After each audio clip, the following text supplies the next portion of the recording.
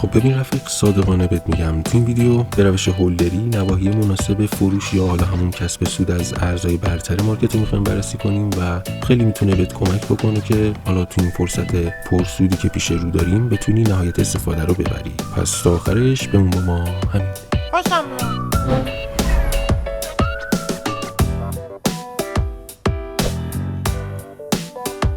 در این تحلیل من نظر دارم که یک دیدگاه کلی روی بازار بیت کوین و آلت کوین ها داشته باشیم و آمریکا میشه مهد ارز دیجیتال. بسیار خبرهای مثبت. وجود ترامپ واقعا واسه رمز ارز به نظر من امر بسیار مهمیه، چرا که این بازار رو قدرتمندتر میکنه و پولهای بیشتری رو به سمتش جذب میکنه. من همیشه تحلیل‌های زمانی رو همونطور که راجع به بیت کوین صحبت کرده بودیم، راجع به قندیل ها صحبت کردیم، مثل این قندیلی که احتمال پر شدن هست یا انگیزه قیمتی باشه، مثل این تحلیل های زمانی که در اینجا صحبت ها روش نوایی شده. اما توی اینجا خب همونطور که می‌دونید یه الگوی فلگ بود و ما گفتیم آقا در استرنج فیبوناچی رو وقتی استفاده می‌کنیم انتظار داریم یه ناحیه دیسکانت این داستان‌ها استفاده می‌کنیم زیر لول در واقع 50% در لول اکولیبریوم. لول 50% اینجا یک تقاضای رالی بیس رالی بوده که این تقاضا چون کندل بیسینگ هم در واقع راستای کندل ERC ما هست، ناحیه بیس رو همونطور که گفتیم طبق آقای آلفونسو اینجا کشیده میشه از این کفش، یعنی اصلا هیچ اینولفی ممکنه تا رخ نداره باشه که انتظار داشتیم که 49 بیاد که دقیقاً تو 49 رو با شادو در نظر گرفتیم که ناحیه خرید پیداییمون اینجاست و حتی گفتیم روند کلیش سودیه ولی اصلاح عمیق رو داریم، به خاطر اینکه چون سقف تاریخی رو از اینجا وقتی زده مثلا سیف سود میکنن و این سیف سود باعث میشه که پول بک و اصلاح بزنه. حالا این اصلاح میتونه خیلی عمیق باشه، بیاد پایینتر حتی و بعد از اینجا بگذره بره بالا، یا نه همین اصلاحی که برای ما در تایم فریم هفتگی انجام شد بسیار عالی بود که الگوی پرچم بود، چون این الگوهای پرچم ادامه دهنده رونده و باعث میشه تریدرهای در واقع مثلا کلاسیکال فکر کنم چون مثلا این پرچم داره دوباره میاد جو مثلا یه پرچمی میده و دوباره مثلا ادامه میده، درسته که بیشتر واقعا میاد مثلا درجا میزنه و یهو الگوی کپس میده و بعد میریزه. البته ما این تحلیل فعلا نداریم براش، بذارید مثالش اینجاست. اینجا مثلا یه حالت الگوی پرچمی مثلا داره باشه که مثلا خیلی فکر کنم این یک اصلاحه که ادامه داره، اینجوری یه الگوی پرچم گفتم خب ادامه بیت کوین به سایز آتا درسته که واسه رنج بزنه و بعد بوم. بعد حواسمون باشه یعنی یهو فومو برامون نداره، ما با روند حرکت میکنیم، روندمون هم بر اساس دیدگاه‌های آلفونسو مورنو در نظر میگیریم. قبل از اینکه حالا ادامه تحلیل بدم این کانال تلگرامی بنده است، اینم بارکدش رو میتونید اسکن کنید و جوین بدید. میتونید سوالی داشتید توی پیوی بپرسید. ببینید ما اینجا میتونیم یک فضای قندیلی براش در نظر بگیریم در نهایت 61000 تا، ولی ما به این کاری نداریم. چیزی که برای ما مهمه این تقاضای رالی به اسرائیل. آیا این تقاضا مورد تاییده؟ بله مورد تاییده، با اینکه کنسشن اوی نده این سپلای زون رو حذف کرده ولی چون سقف تاریخی زده و هیچ فضایی در اینجا نبوده این ناحیه براش تاییده، یعنی در چه قیمتیه؟ در قیمت دقیقاً 74000 بیس پایینش، چون این از همراستا هست. دوباره کندل بیسینگ رو نگاه کنید، همراستا با بدنه کندل ERC هست، اصلا باید ناحیه زون رو به این صورت بکشیم. حالا ممکنه از این بدنش بکشیم برای اینکه بزرگ نشه تا این پایین که وقتی که همچین نواحی به وجود میاد احتمال هانتینگ استاپ هانتینگ با شادو رو خواهیم داشت، چون کندل بیسینگ در راستای کندل ERC بدنش هست. خب حالا پس ما میتونیم در نظر بگیریم در قیمت 70 در واقع 73000 خورده که از شادوش باشه تا بدنه اینجا 69219 دلار یک ناحیه بسیار خوب، یک تقاضای دیمنزون هفتگی بسیار خوب در تایم فریم هفتگی زیر لول 50% در ناحیه استرنج پایین در نظرش داشته باشیم که اگر بیت کوین موقع خاصا اصلاح عمیقی بده ما باید دنبال خرید باشیم. من اینجا یک سوینگ سکندری آقای مایکل هاتسون در نظر گرفتم، اینجا هم یک سوینگ سکندری آقای مایکل هاتسون در نظر گرفتم و خط روندش رو در واقع کشیدم. پس میتونیم که این لو از کندل سمت چپ و سمت کندل سمت راستش پایین‌تره. پس یه سوینگ سکندری داریم. اینجا هم همینطور، اینجا یک سوینگ سکندری داریم و با این کندل OCHL داده. اگر کنسشن اوی بخوایم در نظرش بگیریم با بدنه کندل میتونیم حتی در نظرش بگیریم، ولی به نظر من هیچ کنسشن اوی نداره، چون بدنه بیسینگ کندل اینجا میشه رالی بیس هنوز کنسشن اوی نداره. چرا؟ چون من بیسینگش رو کلا بدنش از اینجا در نظر گرفتم. رفیق اگه تا اینجای کار برات مفید بود ممنون میشم بابت لایک، سابسکرایب و کامنتت. پس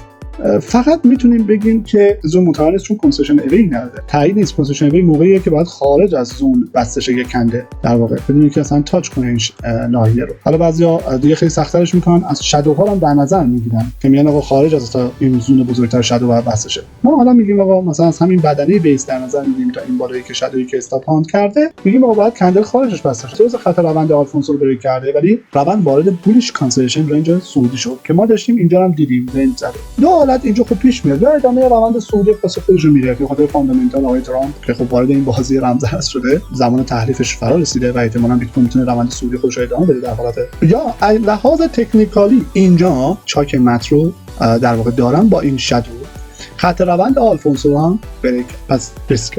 اگر من بخوام دیدگاهی داشته باشم میگم آقا دنبال خرید بیت کوین نباش، دنبال خرید آلت کوین ها باش، آلت کوین هایی که در قیمت بسیار مناسبی هستن. چون بیت کوین همینجوری خب بیخته بره بالا و حالا سوینگ لو هایی که بعداً بسازه فیبوناچی هم باهاش میره بالا و ناحیه‌های دیسکانت بالاتری هم ممکنه به وجود بیاره که بعداً برای خرید باشه. چون ما نمیدونیم، چون ما دنبال قیمت خوبیم، دنبال قیمت مناسبیم. ولی انتظاری که من دارم به خاطر اینکه این کندل استاپ هاند کرده کندل قبلی رو و حالا خط روند بریک شده، یه چاک مد داده، من انتظار دارم که حتی اصلاح‌های عمیق‌تری داشته باشیم. یعنی اینجا یه سری سفارشات هست که هنوز فعالش نکرده. اگر به تایم فریم دیلی بریم می‌بینیم که اینجا ما زونی داریم هنوز این فعال نشده و داخلش وارد میشه. ممکنه یه سری رو خب گیر بندازه و شروع کنه درجا زدن و به سمت پایین بیاد و وقتی به سمت پایین هم بخواد بیاد بندل‌های زیادی در دیلی هست، مثل قیمت همون 62 یا زون‌های زیادی اینجا هست. به هر حال بیت کوین جایی مناسبی برای خرید نیست، بحث ترید نیست، بحث سرمایه‌گذاریه. ولی دیدگاه من اینه که میتونه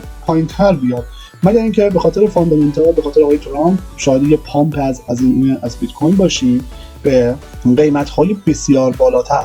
یک تریدینگ رنج آقای آلبروکس استفاده بکنیم. این ناحیه تریدینگ رنج ماهانه در نظر بگیریم، از در واقع اندازه حرکتی لیگ‌های حرکتی استفاده کنیم. تارگت اول میشه $144,000 هست. احتمال زیاد خیلی میرسه. تارگت‌های بالاتری که نهایی بخوایم براش در نظر بگیریم روی $210,000 هست. پس حتی میتونه تا 240 تا هم بیاد. ولی ما میگیم آخرین تارگت 210,000 تا. حتی میتونه بالاتر هم به هر حال با روند حرکت می‌کنیم. ما چه می‌دونیم در آینده خبری نداریم، تکنیکالی هست. باید همیشه حواسمون باشه، سیف سود و منیجمنت خاص خودمون رو داشته باشیم. به ریپل برسیم. ریپل تحلیلی بود که واقعا من برای یوتیوب انجام دادیم. توی کف‌های قیمتی معرفی شد، از قیمت 32 سنت معرفی شد تا قیمت 42 سنت و حتی تو قیمت‌های 59 سنت معرفی شد و اعلام کردن که یک ارزی که بیشتر فیاتیا طرفدارشن، ارز بین بانکی و ترامپ هم فوق‌العاده طرفدارشه و اکسلایدی به اصلاحش انجام داد و داره به روند صعودی خودش ادامه میده. ریپل داشته باشید عزیزان. تارگت اولی که میتونم براش در نظر بگیرم $5.26 سنت، تارگت بعدی روی $8.67 سنت هست، تارگت‌های فضایی تور بعدی که ممکنه برسه نرسه $18 هست. ما هم کاری نداریم که $5 میرسه یا چقدر میرسه، با روند حرکت می‌کنیم. یعنی از دیدگاه من اگر شما وقتی که مثلا ریپل بخواد یه چاک متن من بده، یه خط روند آلفونسو بریک کنه، خب واقعا میگم بدون تعارف سکسود کنید، حتی اگر اون فیل بشه.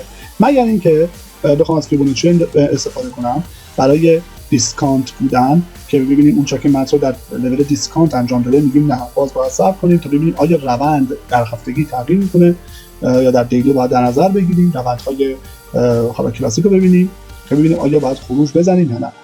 نظر شخصی من اینه که برای ریپل اگر مثلا من بخوام استرنجی هم بندازم، به هر حال روند سعودیه، قیمت‌های بسیار دیسکانتی که ما بخوایم براش در نظر بگیریم دقیقاً این فلگ لیمیت‌های $1.08 سنت هست که در کل کسایی که دارندش و ما معرفیش کردیم و تحلیلش کردیم تو کف قیمتی، خواهشاً داشته باشیدش، هولد کنید، نگران نباشید. اگر فشار روانی بر شما زیاده، سیف سود کنید، درصدش رو خارج کنید. من حتی احتمالی نمیدم ریپل به $18 هم خواهد رسید، چون به هر حال ترامپ طرفدارشه، با مدیر عامل ریپل دیدار کرده، بسیار فرصت عالیه برای ریپل. ولی تکنیکالیه، ما با جهت روند همراه هستیم. ما به روش RTM و موتورهای لیوت سایکل جایی باشه که به عنوان سرمایه‌گذاری وارد بشیم، در قیمت‌های بسیار ارزان بخریم، در قیمت‌های گزاف بفروشیم و سودش رو ببریم. و از پول روشی که تو استراتژی هولد توضیح دادیم برای اینکه چجوری میشه آیا با هولدری به مرور زمان به پولمون اضافه کنیم در یک بخش از ویدیو یوتیوب کنه که طول افتو صحبتشو کردم که استراتژی برای هولدری که استفاده بشه شما بتونید پولتون رو در طول زمان اضافه کنید. از این طریق صحبت شد. خب این راجع به پیپر. من میخوام راجع به دامیننس بیت کوین هم صحبت کنم، ولی برای آلت کوین ها واقعا این مهمه. برای این که اگر دامیننس بیت کوین سقوط کنه و این نقدینگی هایی که دارین میبینید یا رایزینگ ویج خوشگله یا ما میتونیم بهش بگیم چنل های نقدینگی اینو برش داره، بعد بیاد این فضای مثلا تنکانسن کیجنسن رو پر کنه و روی اینجا بازی کنه، پول بک بزنه و دوباره یک پایینتر بیاد و بیاد در سطح NPL، اینجا برای ما مهمه. این باعث میشه که این با سقوط آزادش حداقل آلت کوین ها پرواز کنه. ولی خب متاسفانه درگیر این رنج هست، حتی ممکنه یه بالاتر بره چون یه سری سفارش ها هست که هنوز با شادو اگر دارید میبینید پر نشده، ممکنه پرش کنه ممکنه از پرش نکنه، اما خب ممکنه یه بالایی بزنه دوباره آلت کوین ها یه پایینی بزنن و به جاش دامیننس بیت بعد از اینجا بریزه و بعد آلت کوین ها رو پروازش رو داشته باشه. چرا این دیدگاه رو داریم؟ ببینید اینجا یه قندیل حتی میتونن به عنوان مقاومت و حمایت مقاومت بعضی وقتا در نظر بگیرن. بحث فقط قندیل نیست، اینجا یک فلگ لیمیت در نظر بگیریم. در تایم فریم های پایینتر میتونید یک FTR RTM در نظر بگیریم، در واقع دراپ بیس دراپ در کنار این حمایتی که دارید اینجا میبینید. و از طرفی ما اگر بخوایم یک سطح MPL رو نگاه کنیم، دقیقاً اینجا یک سطح MPL که افتاده روی این سپلای زون. پس خیلی مهمه برای ما که بتونه این الگوی رایزینگ ویج رو که بریک کرده بتونه واقعا این نقدینگی‌هاشو جمع کنه، قندیل‌ها رو پر کنه و باعث پرواز آلت کوین ها بشه. عزیزانم سورچین در یک QM سعودیه. ما انتظار داشتیم سورچین این کومو رو بریک کنه، اما خب متاسفانه نتونست از کومو در واقع سبز خودش بیرون بیاد و به خاطر این QMی که اینجا بود در ناحیه کرو بود برگشت به سمت پایین به این QM سعودی. اینجا شما واقعا میتونید یه خرید پله‌ای بزنید به دو دلیل. یک بنایی استرنج پایینش هست و QM سعودی که دارید می‌بینید نقدینگی ها رو جمع کرده. به شما این خرید پله‌ای فرصت رو میده که در این قیمتی که $4 هست یه خرید پله‌ای بزنید و انباشاتون اضافه کنید. در غیر این صورت اگه بخواد بره بالا و بعد فیل بشه بیاد پایین، اینجا دوباره بحث یک QM هست که اشکالی نداره. شما با میانگین کم کردن و منیجمنت مدیریت سرمایه خرید پله‌ای میتونید اونجا آخری خرید پله‌ای خودتون رو بزنید. ولی ما انتظار داریم به خاطر حالا QM سعودی که اینجا هست، به خاطر ناحیه دیسکانتی که اینجا هست و به خاطر یه سطح MPL کوچیکی که اینجا داریم، به صعود خودش بالا ادامه بده. اگر بخوایم تارگت های فضایی برای سورچین در نظر بگیریم، این تایم فریم های 3 ماهه اینو کلش رو یک رنج کلی در نظر بگیریم، تارگت منطقی $111. شاید برای شما خیلی فضایی باشه این قیمت های منطقی تر هم فیبوناچی اگه بخوایم ببینیم توی $33، ولی میتونه ببینه اینکه خود آمریکا دیگه الان اومده پشت رمز ارز. الان به نظر من به خاطر این حمایت هایی که از آقای ترامپ میشه، بازار رمز ارز فوق العاده میشه، یه بازار وحشی خوب میشه. به نظر این 4 سال ترامپ فرصتیه برای شما که زندگیتون رو تغییر بدید. اگر ترامپ به قول‌های خودش وعده های خودش عمل کنه، در واقع سیاست مدار هستن دیگه، ما نمی‌بینیم یه روز پا میشه میگه شاید من خوشم نیومد، چون ترامپ در زمان قدیمش مخالف رمز ارز بود. پس میتونه روی $110 هم حتی ببینه. همش دیدگاه تکنیکالیه. خب پس تارگت $33 و بعد تارگت $110. اینا رو باید با روند همراهشون باشیم. من راجع به فانتوم صحبت کنم. ببینید فانتوم منتقل شد به سونیک و این داستان‌ها. بعدش چی میشه؟ ببینید در اینجا 50-50. من بیشتر مواقع ارزایی که دیدیم که ادغام میشن با هم دیگه یا میان رو شبکه دیگه ارز دیگه، خب به خاطر مشکلاتی که داشتن، حالا فضای برنامه‌نویسی بلاک چین هست، نمیتونیم بگیم که آقا آینده مثلا فانتوم که ارزای روی سونیک میتونه خوب باشه یا نه. تبدیل ارز فانتوم به سونیک هم اگر صرافی‌ها قبول نمی‌کنن، و حواستون باشه اون سایت حالا sonic.org فکر کنم دقیقاً چک کنید یکی باشه. بعضی از هکرها سایت‌های جعلی به اسمش درست می‌کنن به خاطر حالا بازار بوران میتونه صعود داشته باشه. به صحبت الگوران، ببینید الگوران من نمی‌فهم تحلیلش از قدیم توی یوتیوب گذاشته بودم. اگر نگاه کنیم که آقا این چنل خودش رو پیدا کرد، این فضای تین کانسنتریشن ممکنه پرشه، این قندیل ممکنه پرشه، این قندیل‌ها ممکنه پرشن، البته اینجا مقدار قندیل حساب میشه و لحاظ تحلیل زمانی ممکنه به اینجا تو این ناحیه تا قیمت‌های $2 برسه. اینجا یک رنج بوده، وارد تریدینگ رنج شده و به اندازه همین تریدینگ رنج شما اینجا حساب کردم که وقتی بریک کردیم میتونه بره بالاتر. در این قیمت کف تو این QM معرفی شد. فکر کنم الگوراند تحلیل که توی قدیم توی یوتیوب فیلمش هست، فکر کنم صحبت شده راجبش. الگوراند به نظر من برای سرمایه‌گذاری خیلی خوبه. منتها ببینید برای لحاظ تحلیل‌های زمانیه که مثلا میگه یه روز ممکنه قیمت مثلا دوباره 19 سنت رو ببینید، ولی الان نه، الان روندش فعلا سودیه. ممکنه هم هست که بیاد پایین، اصلاحیه خیلی عمیق باشه تا اینجا بیاد و استفادهشو ببرید. اگر بخواید دنبال این باشید مثلا یک فیبوناچی بندازیم و از استرنج آلفونسو استفاده کنیم، دقیقاً همین قیمت‌ها رو می‌بینید 23 سنت فوق‌العاده است. در کل اینجا یک فلگ لیمیته که این فوق‌العاده است، یعنی این فلگ لیمیت که همونطور می‌بینید هیدن بیس در این مقاومتی که حالا مقاومت میجر هم هست استفاده شده، اومده به این هیدن بیس کنه. پس احتمال سقف زدن این هست. حالا اگر سقف بزنه بخوایم تارگتش رو با فیبوناچی استفاده کنیم، میتونه تا 81 سنت هم بیاد. تارگت های بالاتر هم براش داره و ادامه خودش رو به این بالا $1 بزن. چرا من $1 میشه بزنم؟ چون احتمالاً یه قندیل هست. می‌بینید در ماهانه اینجا یه قندیل هست که $1 و میتونه این فضای قندیل رو پر کنه و اینجا جایی بسیار خطرناکیه. من برای الگوران نمیتونم بگم میخوام میتونه سقف بزنه، چون اینجا یک زومیه که با خط روند شکسته شده. نه تنها این زوم با خط روند شکسته شده، یک QM هم هست و سفارش‌ها پر نشه. بستگی داره به نهنگ‌های عزیز که بخوام مثلا سواب زوم کنم، نظرشون عوض بشه. آقا ما رو این QM نمی‌فروشیم، دنبال اینیم که به روند سعودی ادامه بدیم و این بشه یک سواب زوم پرقدرت بریکش کنه و بهش پول بک بزنه بده. یا نه ممکنه حالتهای دیگه پیش بیاد، یک الگوی مثلا دیاموند الماس بشه، استاپ هانتینگ بکنه و بعد فرض مثال اینجا یک فلگ لیمیت ساخته، کپسش کنه و بعد پول بک و بعد ادامه ریزش. متوجه شدید؟ پس این ناحیه در قیمت در واقع $1.42 برای من مهم هست. پس ممکنه بیاد به اینجا شروع کنه اصلاح زدن در این محدوده QM و بعد به تقاضاهایی که مثلا میسازه، مثل اینجا یک رالی بیس رالی هست که اگر این مثلا دراپ بیس دراپ رو حذف کنه میتونه باعث بشه که مثلا پرقدرت باشه. یه فلگ لیمیت هم هست میتونه باشه، اگر این رالیش پرقدرت باشه بره یه فلگ لیمیت در واقع است که به این فلگ لیمیت بخوره و بعد به ادامه سود بره و اینجا بازی کنه اصلا.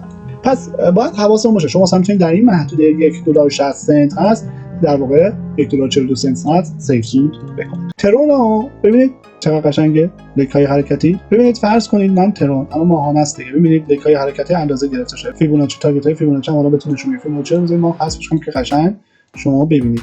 شما یه استیلنج بندازید، ترون اومد اصلاح کرد، شما اینجا یه فلگ لیمیت دارید می‌بینید، یه فلگ لیمیت قشنگ هیدن بیس رو دارید می‌بینید. خب توی ناحیه پایین استیلنج من فقط خرید پلیتون می‌زنید، به انباشتاتون مدام روزها و ماه‌ها اضافه می‌کنید در اینجا. بعد یه الگوی قشنگ حالا فالینگ ویج به شما میده یا الگوی در واقع همون پرچم کلاسیک هم به شما داده. ما این رنج رو در نظر گرفتیم، گذاشتیم تارگت اول میدلاین اول یعنی چقدر 35 سنت، تارگت آخر روی 51 سنت که به نظر من میتونه حتی این 51 سنت هم رد کنه، حتی ممکنه بالاتر هم بره و با روند همراه باشیم. بعد بریم هفتگیشو یه نگاهی بندازیم ببینیم چه جوریه اوضاع.